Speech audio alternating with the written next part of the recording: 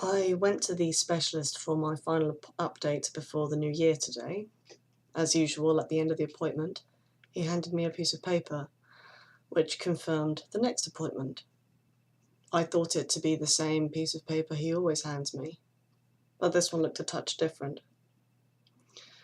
I also noticed he hadn't given me the usual blood test form, which I mentioned to him, and he reminded me that I'll have undergone all the required tests before the appointment during the physical in January, the pre-op physical.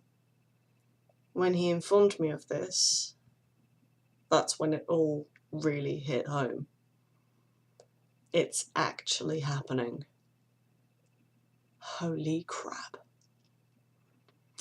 As we left the hospital, the mental windshield of information which I've mentioned in previous posts, the screen that comes up and basically blocks my real vision with thoughts, comments, facts and concerns and prevents me from thinking clearly, kind of like the thing they use in Marvel's S.H.I.E.L.D. on TV. This was up and running to the point where I felt my eyes lose all focus on reality. I couldn't seem to acknowledge my location and had to have Tom steer me around the car park to the car. On driving back, Tom popped the radio on to break the silence and see if there was something Christmassy on. He found The Frog Song by Paul McCartney. For those of you who don't know this, my dad's company did the animation for The Frog Song, so it's a ridiculously personal song to me. That and the fact that one of the clearest lines in it is, "And we all stand together," had me in tears in 2 seconds flat. I haven't heard that song randomly come on in years. What are the chances it comes on the radio now? Turns out we were listening to Sarah Milligan, one of my favourite comedians, on Desert Island Discs. The next song she chose was the Superman theme song, which she said helped her focus when she had a particularly difficult or nerve-wracking situation before her. This song gave her strength. The coincidence of hearing these two songs after the appointment was too much, and I continued to break. I'd like to point out that I'm okay. Still a touch frazzled, but okay. Tom and I took a moment in the car to pull back, reflect, and help me remember my inner strength. It's just a shock that after so long, in the new year, everything starts to move. And today was the official stamp on the end of the era moment, as the doctor handed me a different appointment form to what I've been receiving the last year and a half, or possibly more, I don't know. How I'm feeling. I'm struggling to do things myself again.